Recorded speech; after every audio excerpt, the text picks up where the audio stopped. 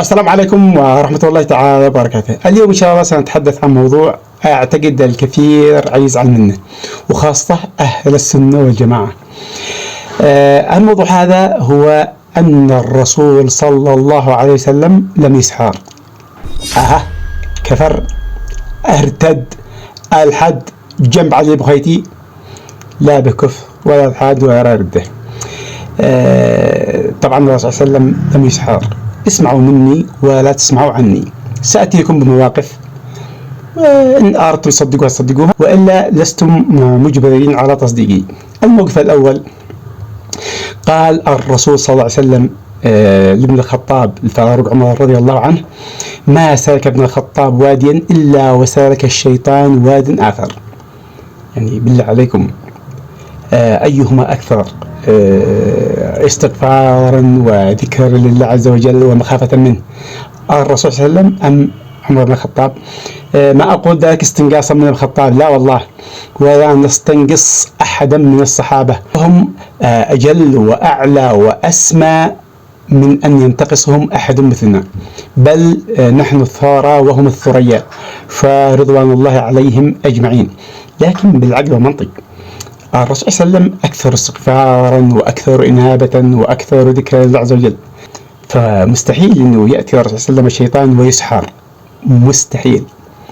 الموقف الثاني، أن الرسول صلى الله عليه وسلم عندما كان يصلي بالصحابة فمر عليه شيطان فأمسكه صلى الله عليه وسلم فخانقه حتى أحس ببرودة لسانه على يده، فهم الرسول صلى الله عليه وسلم أن يأخذ هذا الشيطان ويربطه على شجرة حتى يلعب به الصبية، لولا أن تذكر دعوة أخيه سليمان عليه السلام بأن يهب له ملكا لا ينبغي لأحد من بعده.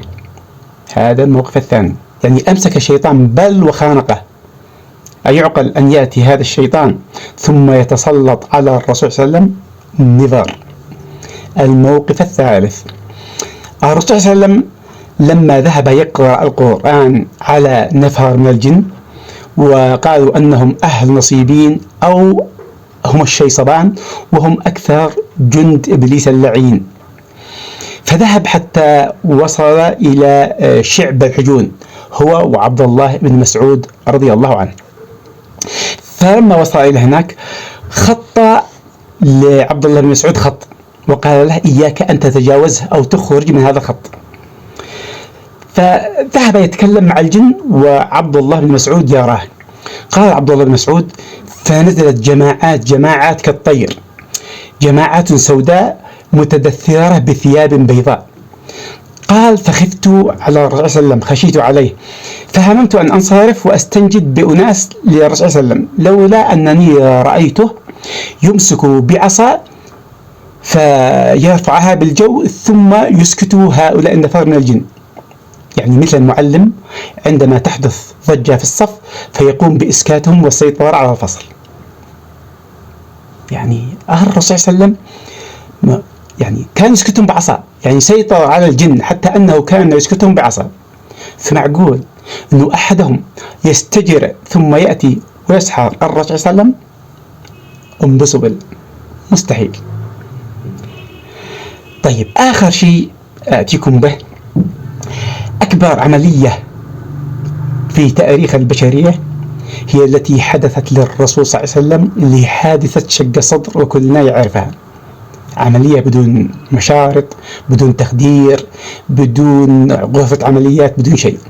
هذه العملية تم استئصال حظ الشيطان من صدر الرسول صلى الله عليه وسلم وقلبه، يعني كل واحد منا لديه هذا حظ الشيطان إلا الرسول صلى الله عليه وسلم. أفيأتي بعد ذلك هذا الشيطان ويسحر الرسول صلى الله عليه وسلم ويتمكن منه؟ حاشا وكلا. الرسول صلى الله عليه وسلم قال: لكل منا قرين، حتى هو الرسول صلى الله عليه وسلم له قرين، إلا أن الله عز وجل أعانه فأسلم.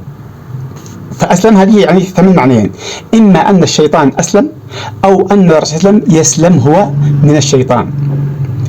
إذن بعد هذا كله لا أعتقد ولا أظن بأن الرسول صلى الله عليه وسلم قد تعرض للسحر. تحياتي لكم. والسلام عليكم ورحمة الله تعالى وبركاته.